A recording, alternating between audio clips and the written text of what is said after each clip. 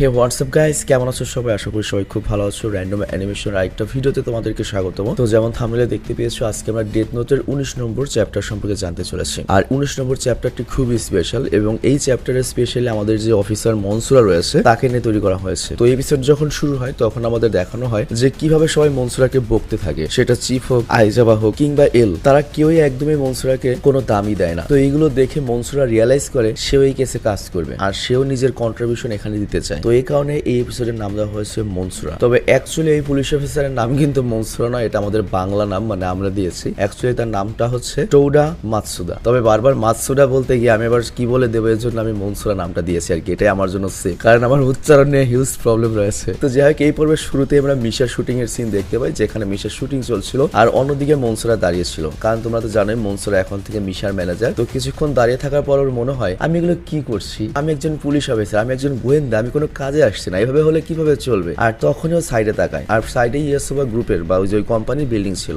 এবং বলে, আজকে তো শুক্রবার, আর চিফ যেরকম বলেছিল যে শুক্রবার দিন রাতে আর শনিবার দিন দুপুরে সবচেয়ে বেশি মার্ডার হয়, তো আমি ওই কেসে কাজে লাগতে চাই। তো এখানে মনসুরা করে কি, মিশাকে একা রেখে পালিয়ে যায় আর তারপর সে ইয়াসোবা গ্রুপের কোম্পানির ভেতরে গিয়ে সিকিউরিটি থেকে পালিয়ে ভেতরে ঢোকার চেষ্টা করে। আর অন্যদিকে আমরা লাইটের সিন দেখতে পাই, সে মনে মনে ভাবছে, আমার কাছে যদি এমন কোনো সত্যি শক্তি থাকতো যে আমি মানুষের নাম আর চেহারা দেখে তাকে মারতে পারতাম, আমি কি সত্যি ক্রিমিনালদের মারা শুরু করতাম? কিন্তু এটা কিভাবে হতে পারে যে আমি একজন সাধারণ মানুষের এত বড় বড় ক্রাইম করব, কিন্তু এই ব্যাপারে আমি কিছু জানিও না? আমার মনে হয় না আমি এসব করতাম। অ্যাকচুয়ালি আমাদের লাইটের তো আর পুরনো কোনো স্মৃতি নেই, তো এর জন্য মনে হচ্ছে ওর যে আমাকে কেন কিরা সন্দেহ করবে, আমার কাছে এই ক্ষমতা থাকলে কি আমি করতাম? তো লাইট এই কথা ভাবতে ভাবতে এলকে দেখছিল, আর এল তো ওখানে একটা পেস্টি খাচ্ছিল। তো এল তখন বলে, কি হয়েছে লাইট, তুমি আমার দিকে এরকম সুসার মতো তাকিয়ে আছো কেন? তুমি কি এটা ভাবছো যে পেস্টি কেন আমাকেই দেওয়া হয়েছে? তুমি যদি টেস্ট করতে চাও একটু নিতে পারো, নাও। আমি খেতে বসলাম আর কুত্তাকেও খায়, আর তুমি তোমার বন্ধু। লাইট বলে, না না, এরকম কিছু না। আর তখন ওয়াতারি কন্ট্যাক্ট করে এলকে বলে, এল, ডিটেকটিভ অ্যারোল্ডোকে তোমার আইডেন্টি বের করার জন্য হায়ার করা হয়েছে। তো এটা শুনে সবাই অনেক অবাক হয়ে যায়। আর চিপ তখন এসে বলে, অ্যারোল্ডো, ও তো এলের পরে পৃথিবীর সবচেয়ে বড় ডিটেকটিভ, কিন্তু এটা কে করাতে চাইবে? কে অ্যারোল্ডোকে ভাড়া করলো? আর তখনই ওয়াতারি ওই লোকটার ইনফরমেশন বের করে দেয়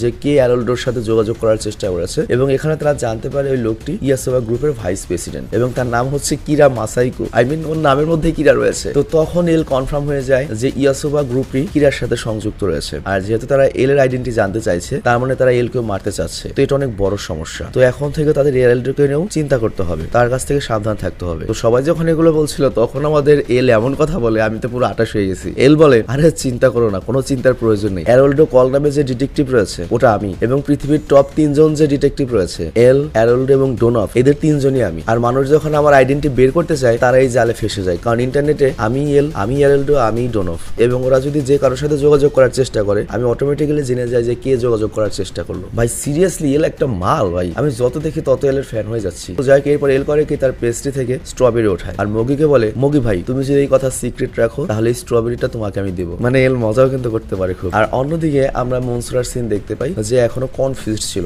আমার কি সত্যি ওর ভেতরে যাওয়া উচিত নাকি ভেতরে যাওয়া উচিত নয়। মানে ওর ভেতরে একটা টেনশন কাজ করছিল, ভয়ও কাজ করছিল, আর তখন সে কনফিউজড এগিয়ে যাচ্ছিল। আর এরপর সে দুজন লোককে সিক্রেট মিটিং এর ব্যাপারে কথা বলতে শুনে, এবং তারা বলছিল, আমাদের সব মিটিং কেন ছুটির দিনে রাখা হয়, উইকেন্ডেই রাখা হয়, মানে বিদেশে তো তোমার শুক্রবার দিন ডিউটি করে তারপর শনি আর রবিবার দিন ছুটি থাকে। তো বলে, ভালো হয়েছে এই শুটিংটা রবিবার বা শনিবার দেয়নি, তাহলে আমি পরের দিন অফিসে আসতে পারতাম না। তো এরপর ওরা লিফটে ওঠে আর মনসুরা ওদের দেখে ফেলে যে ওরা কত নম্বর ফ্লোরে যাচ্ছে। তো তারপর মনসুরা করে কি 19 নম্বর ফ্লোরে সিঁড়ি দিয়ে চলে আসে, আরও বলতে থাকে, যেহেতু আমি এতদূর চলে এসেছি এখন আর আমি পেছনে ফিরে যেতে পারবো না। আর অন্যদিকে আমাদের এল এর সিন দেখতে পাই, আর তখন আইবার, মানে ওই বিদেশি যাকে হায়ার করে নিয়ে এসেছে, সে বলে, আচ্ছা আমাকে জাস্ট এই লোকটির ইনফরমেশন বের করতে হবে, তাই তো, এটা আমার উপর ছেড়ে দাও। আর তখন ওই মেয়ে যেটা রয়েছে ফ্রেডি, সে বলে, দেখো ওদের কোম্পানির সিকিউরিটি সিস্টেম আর সার্ভিলেন্স ক্যামেরা আমি হ্যাক করতে পারবো, খুব বেশি সমস্যা হবে না, আমি সামলে নেবো ওটা। আর এল তখন বলে, দেখো এটা আমরা এখন মানতেই পারি যে কিরা আর ইউসুবা দুটোই কানেক্টেড, তো আমরা ইউসুবা কোম্পানির উপর পুরো নজর রাখবো এবং সবার আগে এটা বের করবো যে ওই কোম্পানির কার কাছে কিরার পাওয়ার রয়েছে। আর অন্যদিকে মনসুরা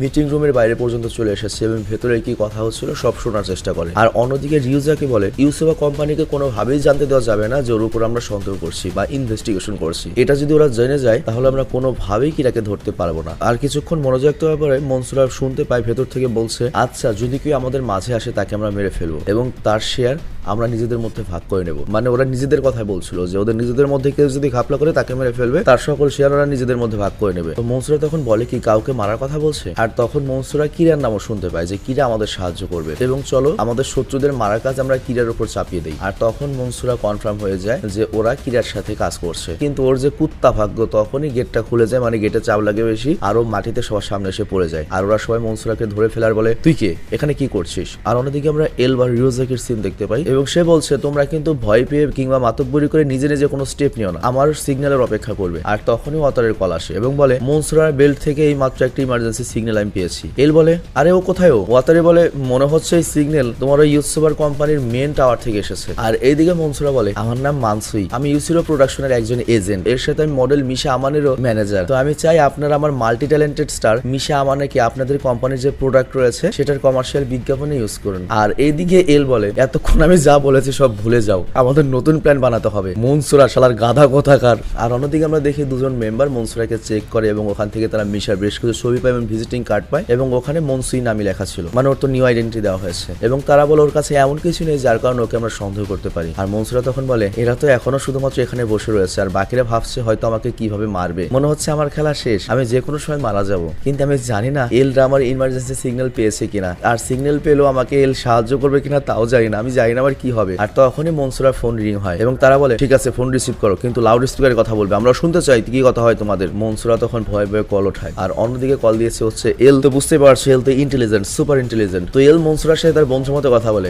আরে হালার পথ মনসুই, আমি আশাই বলছি অনেক সময় হয়ে গেছে, অফিস শেষ হয়ে গেছে, তুই এখন কই ঘুরতেছোস? মনসুরা বলে হ্যাঁ আসাই, কিরে হালার পথ কি অবস্থা? এল তখন বলে আবার তো মনে হচ্ছে না তুই বাইরে ঘুরছিস, তুই কি এত তাড়াতাড়ি বাড়ি পৌঁছে গেছিস, বোর কাছে চলে গেছিস? মানসুই তখন বলে আরে হালা আমি তো বিয়েই করি নাই। আর এল তখন বলে আচ্ছা তুই কি একা নাকি? মনসুরা বলে হ্যাঁ আমি একা। আর তখন এল সবাইকে বলে তার মানে মিশা আমানে অন্য জায়গায় রয়েছে আর মনসুরা একাই রয়েছে। তো এল তখন আবার বলে আচ্ছা চল আজকে মালটাল খেতে যাই, ছুটি পেলাম সবাই, এরকম কি কোনো প্ল্যান আছে বল? মনসুরা তখন বলে এখনই না, আমি এখন আসতে পারবো না, আমাকে ক্ষমা করে দিস। এল তখন বলে কোনো সমস্যা নাকি? মনসুরা তখন বলে হ্যাঁ সমস্যা তো একটা আছে, টাকার খুব সমস্যা চলছে। আর এই সমস্যার কথাটা এল বুঝে যায় যে মনসুরা অ্যাকচুয়ালি বিপদে রয়েছে। তো এল তখন বলে ঠিক আছে তাহলে অন্য কোনো দিন দেখা হবে, ঠিক আছে? আর মনসুরাও তখন বলে আচ্ছা ঠিক আছে বাই। এরপর মনসুরা বলা শুরু করে আমাদের ম্যাডাম মিশার ব্যাপারে কি আপনারা একটু ভাববেন, তাকে কি আপনারা ইউজ করতে চাইবেন? তো মেম্বাররা তখন বলে তুমি যদি এই কারণে এখানে এসে থাকো তাহলে তো তোমাকে এখানে মিশাকে নিয়ে আসা উচিত ছিল, তুমি সত্যি তার ম্যানেজার কিনা এটা তো আমরা জানি না। মনসুরা তখন বলে আসলে আমার ম্যাডামের এখন ফিল্মের শুটিং চলছে, সে যখন ফ্রি হবে আমি তাকে এখানে কল করে নিয়ে আসবো। আর ওদিকে আমরা দেখি লাইট করে মিশাকে কল করে কিন্তু মিশার ফোন লাগে না আর এই জন্য সে মিশাকে মেসেজ পাঠায়। আর ওদিকে এল বলে দেখো মনসুরা যদি মারা যায় তাহলে এটা প্রমাণ হয়ে যাবে ইউসুফা গ্রুপ অবশ্যই কিরার সাথে যুক্ত রয়েছে আর এখান থেকে আমরা সব দেখতে পাবো। আর এরপর আমরা মিটিং এর সিন দেখতে পাই এবং তারা বলছিল এখন আমরা কি করব, আমরা জানি না ওই লোকটা আমাদের কথা সব শুনেছে কিনা, কিন্তু শুনুক বা না শুনুক ওকে আমাদের মেরে ফেলতেই হবে। আর তখন আরেকটা মেম্বার বলে না দেখো সত্যি হতে পারে মিশা নাকি ফিশার ম্যানেজার হতে পারে তার জন্য এসেছে। আরেকজন বলে না ও পুলিশ অফিসার হতে পারে, কিন্তু অন্য একজন বলে না ও পুলিশ তো হবেই না, কারণ জাপানিজ পুলিশ অফিসার আগে থেকেই তাদের হাত পেছনে সরিয়ে নিয়েছে, তারা কোনোভাবেই কিরাকে ধরার সাহায্য করবে না। কিন্তু বাকি সবাই তখন বলে ও কই থেকে এসেছে সেতে আমাদের কিছু যায় আসে না, ওকে আমাদের মারতেই হবে। আর এইদিকে মিশা ফ্রি হয়ে যায় আর সে যখন তার ফোনটা চেক করে তখনই লাইটকে কল করে আর লাইট তখন মনসুরের ব্যাপারে জিজ্ঞাসা করে আর মিশা তখন বলে না ও তো এখানে নেই, সে তো আমাকে কখন এখানে রেখে পালিয়ে গিয়েছে। আর তখনই মিশার অন্য ফোনে কল আসে আর ওই কলটা মনসুরাই করেছিল। তো লাইট তখন এলকে বলে মিশার কাছে মনসুরার কল এসেছে। তো এল তখন বলে মিশাকে বলো দুইটা কলই রিসিভ করে দুটো ফোনও পাশাপাশি রাখতে যাতে আমরা মনসুরার কথা শুনতে পাই আর কলটা স্পিকারে রাখতে বলো। তো মনসুরা মিশাকে কল করে বলে মিশা ম্যাডাম মিশা যদি আপনার শুটিং কমপ্লিট হয়ে থাকে তাহলে দ্রুত একটু ইয়াসুবার মেন অফিসে চলে আসুন, তাহলে আপনি এখানকার কমার্শিয়ালে আসার চান্স পেতে পারেন আর আমি আপনার ব্যাপারেই তাদের সাথে মাত্র কথা বলেছি। মিশা তখন বলে চমৎকার মনসুরা, এর মানে তুমি আমার কাজ করতে গিয়েছিলে, আচ্ছা ঠিক আছে আমি এখনই আসছি, একটু সময় লাগবে ট্যাক্সিতে আসতে। আর তখন এল বলে লাইট আমাদের একটা চান্স রয়েছে মনসুরাকে বাঁচাতে, কিন্তু এর জন্য আমাদের মিশাকে প্রয়োজন হবে আর মিশা তোমার কথা ফেলতে পারবে না। তো আমি যেটা বলবো তুমি কি মিশাকে দিয়ে ওটা করাতে পারবে? তো এখানে কি বলে এল আমাদের বলা হয় না। আর অন্যদিকে আমরা দেখি মিশা ওদের সাথে দেখা করতে আসে, মনসুরাও সাথে ছিল। তো ওরা বোঝা যায় যে মনসুরা কোনো পুলিশ বা এজেন্ট নয়, ও সত্যিই মিশার ম্যানেজার। আর মিশা বলে আপনাদের এত বড় একটা কোম্পানি, আপনাদের কোম্পানিতে যদি আমি একটু চান্স পাই এটা তো আমার ভাগ্যের ব্যাপার, আর এই জন্য আপনাদের জন্য আমি একটা স্পেশাল রিসেপশনিস্ট রেখেছি অমুক 5 স্টার হোটেলে, আপনাদের সাথে এই ব্যাপারে আমি ডিসকাস করতে চাই। আর অ্যাকচুয়ালি এটা হচ্ছে এল এর প্ল্যান এবং সে আগে থেকে ওই রুমটা হোটেলের ভাড়া করে রেখেছিল এবং ওখানে সব জায়গায় সিসি ক্যামেরা লাগানো এবং এখানে মিশা যেটা করেছে তার অনেক সুন্দরী মেয়ে বান্ধবীকে ডাকিয়েছে এবং একটু বুঝতেই পারছো হট ড্রেস পরিয়ে। তো সব মেম্বাররা যখন আসে এতগুলো মেয়ে দেখে তো পাগল হয়ে যায় এবং বলে ব্যাপারটা অদ্ভুত লাগছে,